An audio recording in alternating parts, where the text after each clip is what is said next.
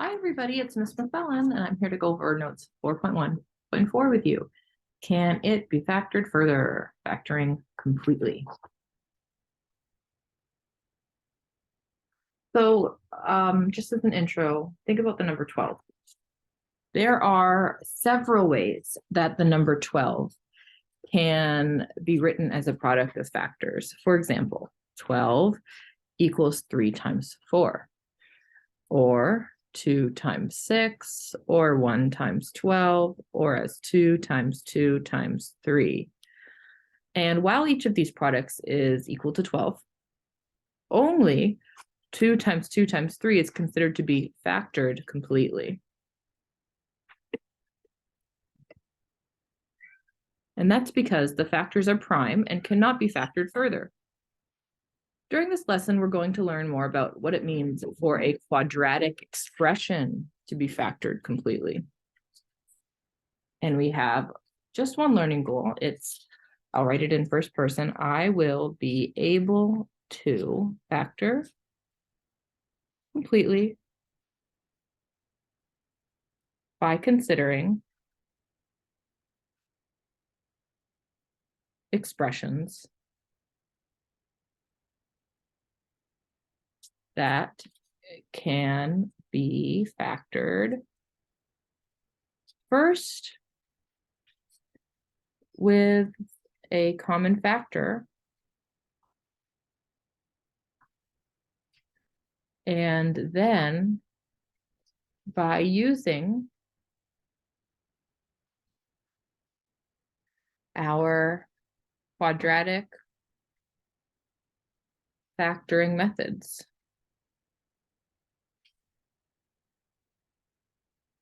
In this class, we use the box method. You may know how to factor by grouping, which is also always an option. Okay, so we have 4-34, part A, factor 3n squared plus 9n plus 6. And we don't have any further instructions, so we're going to do what we've always done. I make a diamond in a box. I place my 3n squared in the upper left and my 6 right here. And I know that the diagonals of the box have to multiply to the same thing. So I'm trying to find out those missing boxes, and they're going to multiply to 3 times 6n squared, which is 18n squared.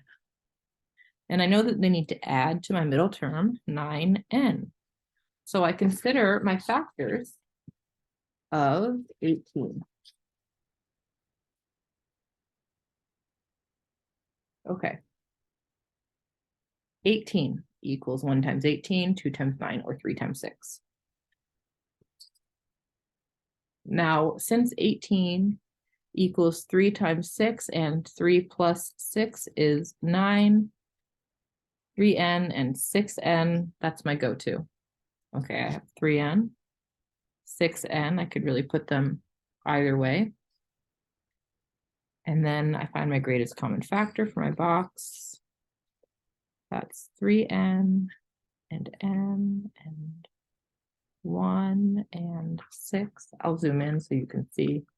When I say zoom, I don't really mean it because I don't have a zoom button. Okay, so this gives me n plus 1 times 3n plus 6. And I'll rewrite my final answer as a product and a sum. 3n squared plus 9n plus 6 equals n plus 1 times 3n plus 6. Let's look at part B. Is there more than one factored form of 3n squared plus 9n plus 6? Why or why not? Well, at this point, it would be useful to have a class, but since you're watching a video, I'm going to factor this in other ways. So no matter what, we start out the same. Meaning I'll do my box. I place 3n squared here and 6 here. And now instead of putting 3n in the upper right, I'll put it in the bottom and 6n right here, and I'll show you that I can get another answer. Okay, so I take my greatest common factor, which is still 3n multiplied by n, but now I've got n plus 2 and n times 3. So another possibility would be that 3n squared plus 9n plus 6 is equal to n plus 2 times 3n plus 3.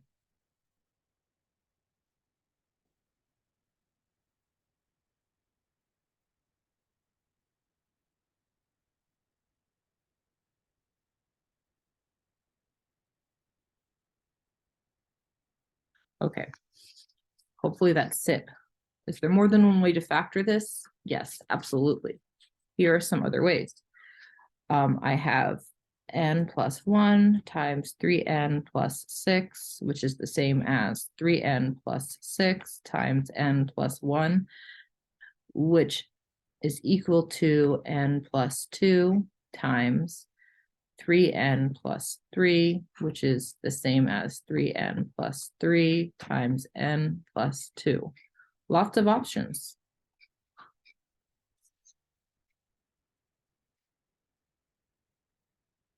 And why?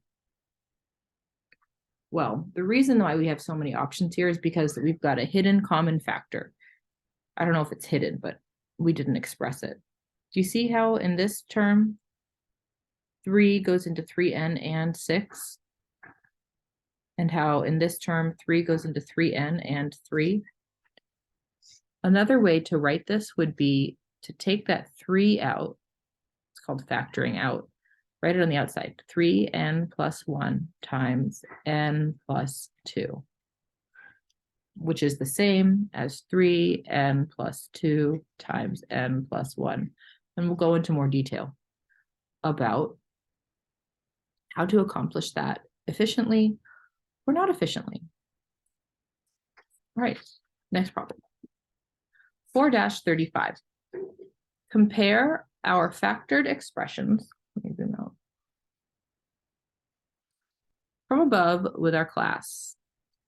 Well, we don't have our class, we're doing a video.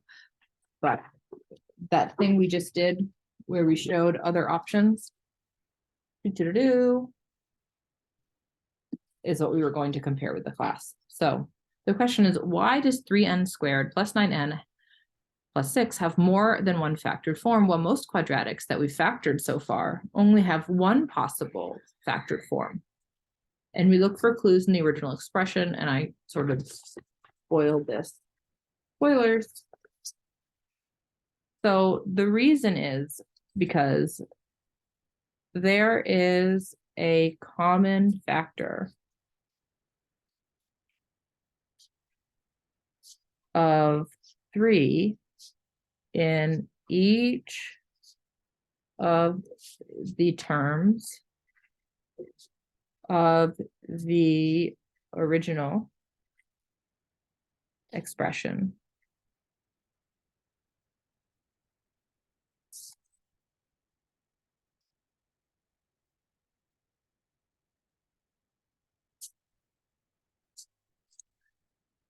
And in one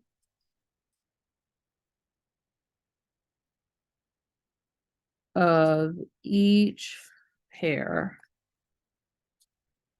of factored forms. If you see here, there's 2 pairs. For this factored form, 2 pairs of factors. This side, this binomial expression, 3, just n plus 1 does not have a common factor of 3 in it, but this one does. So similarly, for this pair of factors, one of them has a common factor of 3 inside it. Similarly down here, and similarly here. And then similarly, there is a factor of 3 in each of the terms of the original expression. Why do we care about that? Well, we want to be able to predict when quadratic expressions may have more than one factored form. And we can do that by checking to see if there is a common numerical factor or just a common factor in each term of any expression. So for example, in part I of part B, we have 12t squared minus 10t plus 2. And I notice that 2 is a common factor in each term. So I think that this is going to have more than one factored form. Let's look at this one. Well, I see that 5 is a common factor. So 5 is a common factor in each term. Now I'm being a little bit redundant because common factor means in each term, but I want to drive it home. But that 5, in this example, needs to go into each term. It doesn't work the same in part 2 of this problem because, for example, here, the greatest common factor of 5, negative 23, and 10 is just 1. There is no common factor. 1 is not significant enough to count in the terms. What we would say in terms of math, there's this fancy little word for this. These are relatively prime. That's not part of the IM2 curriculum, but hey, why not use the word when it comes up? These are relatively prime.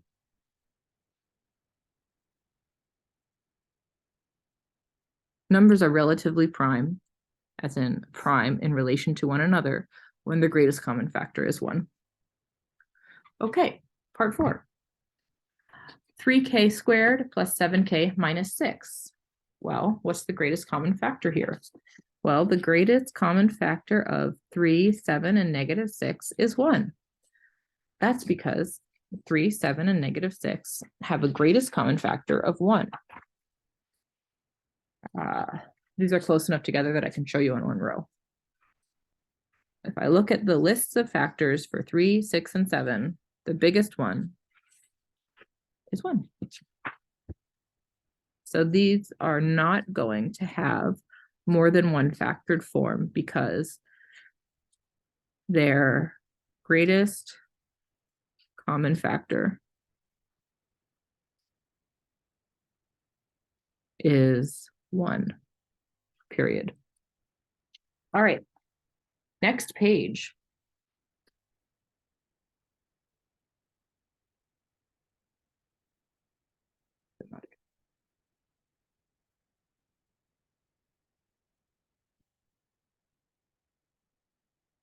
My cat's trying to get through the door.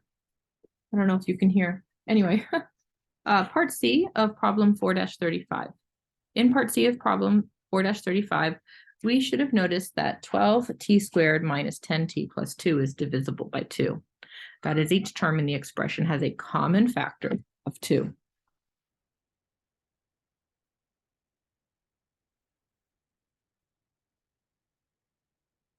Okay, part A of 4-36 is a vocabulary sentence. An expression is considered completely factored if none of the factors can be factored further. Often it is easiest to remove common factors first before factoring with an area model. Rewrite the expression 10x squared plus 25x minus 15 with the common factor factored out. So this often confuses students because we're introducing the word completely factored, and then we don't make a big deal about the fact that we're saying common term is factored out, but it's not that bad. I'll do it in 2 ways. First with an area model, because that's what we're familiar with. 10x squared, 25x minus 15. What it means to factor the common factor, well, the common factor for these is the number 5. So I'm going to put it on the outside of my box, and then I'm going to figure out what the rest of my perimeter is. So 5 times 2 is 10. I need 2x squared because I'm trying to get to 10x squared. 5 times 5x is 25x. And 5 times -3 is -15. So I can rewrite 10x squared plus 25x minus 15 as 5 times 2x squared plus 5x minus 3. Another way to do this, and the way you'll see it done more often, is by taking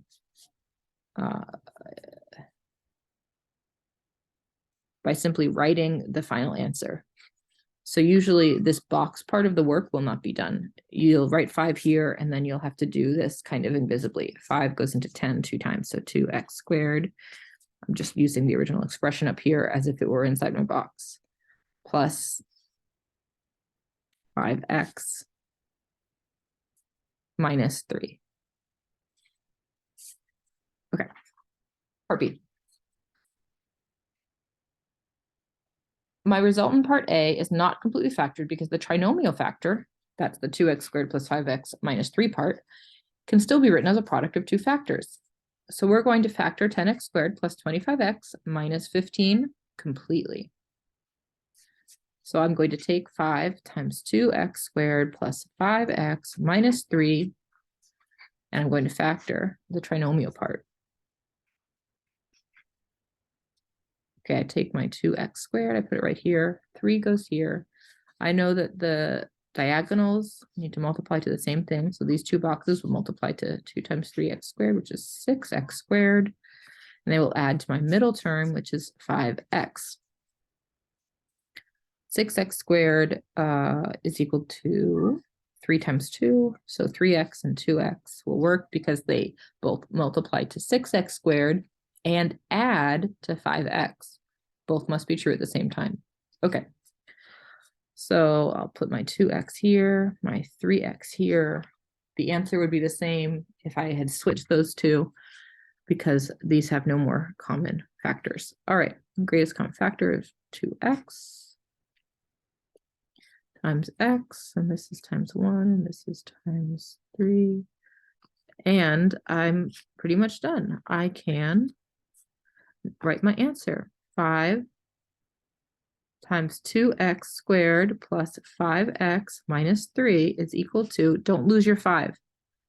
That 5 should still be there. It doesn't go away. If you've got an equal sign, you can't change the value of an expression. And that 5 is part of the final value. Okay, so 5 times 2x plus 3 times x plus 1. And that's my final answer. Factored completely.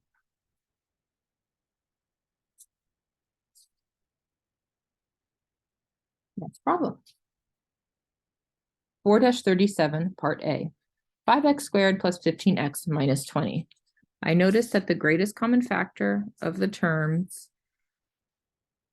and I'm not going to write the terms out, is 5. So I'm going to factor out 5 first. Okay, 5 times just x squared plus 3x. I'm dividing my middle term by 5 to get 3x minus 4. All right, now I'm just going to factor this part. Okay, negative 4x squared on top, 3x on bottom. Remember, if you have your coefficient of x squared is just 1, then you can sort of skip the box and just do the diamond. I'll still do both. Okay, so I've got x squared minus 4. And to get to add to 3x and multiply to negative 4x squared. Well, let's think.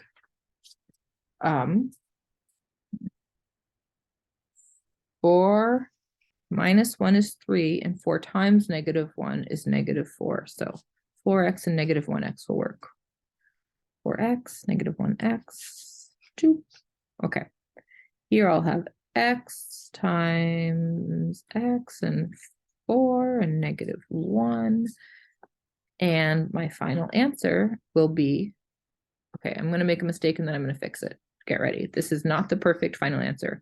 X plus 4 times x minus 1. 5x squared plus 15x minus 20 equals, all right, that's not right. I'll tell you why.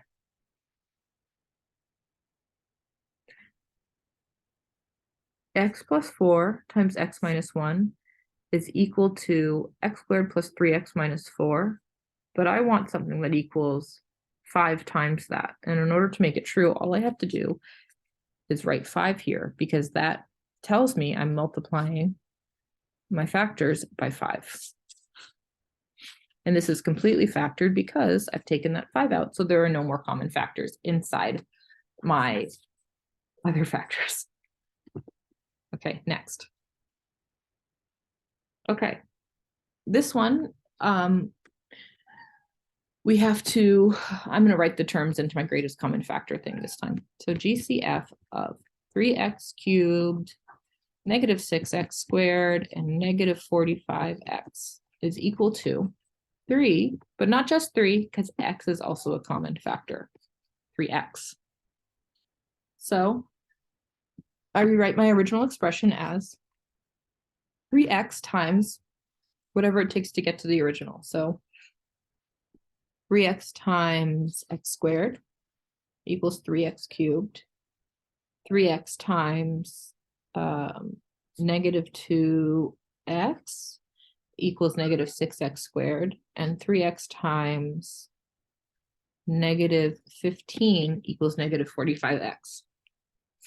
So this time when I write my final answer, I'm going to make sure that I include 3x in front of my two factors. Okay, let's factor x squared minus 2x minus 15. X squared upper left, negative 15 bottom right. And my diagonal is going to multiply to negative 15 x squared. And my middle term will be negative 2x. Okay, this one's not as obvious to me. So I'm going to use my factor chart. Okay, what multiplies to 15? And I know I need to get to negative 15. And I know I'm adding to negative 2x. So if I'm adding, then the bigger of the factors will need to be the negative one. So, okay, negative 15, 1 times negative 15, or 3 times negative 5. All right, this is the one. 3 times negative 5 equals negative 15. And 3 plus negative 5 equals negative 2. Great. 3x negative 5x. 3x negative 5x. Okay. X times 3, x times negative 5. Final answer. 3x cubed minus 6x squared minus 45x is equal to. I remember to write my 3x out front to represent the fact that I'm multiplying everything by that 3x. Okay, 3x times x plus 3 times x minus 5. Final answer. Yay, and it's completely factored. Do, do, do, do.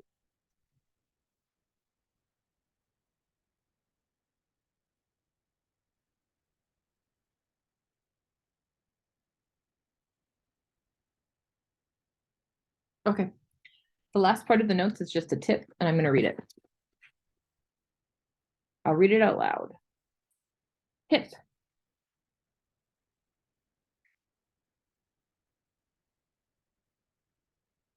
Each of the factored expressions can be factored again to arrive at the completely factored form. For example, if 3n plus 3 from 3n plus 3 times n plus 2 is factored, the end result is 3n plus 1 times n plus 2. Likewise, if 3n plus 6 from n plus 1 times 3n plus 6 is factored, the result is the same. Although factoring out a common factor first often makes factoring easier, it does not need to happen first. If students forget to factor out a common factor first, you can always factor it out later.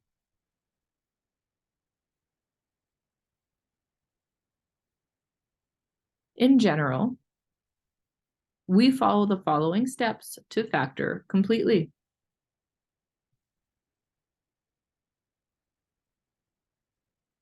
And to stay organized during each step, we write an expression to the previous expression. We add an expression equal, oops, there's the typo. I'll fix that in the notes. Equal to the previous expressions at each step of the process. Number one, factor a GCF, greatest common factor, from the expression, if possible. Number two, factor the quadratic, if possible. So that's everything for our notes today. It's a short lesson. Let me know if you have any questions, and I hope you have a wonderful time doing your very important homework. Hee hee. Bye.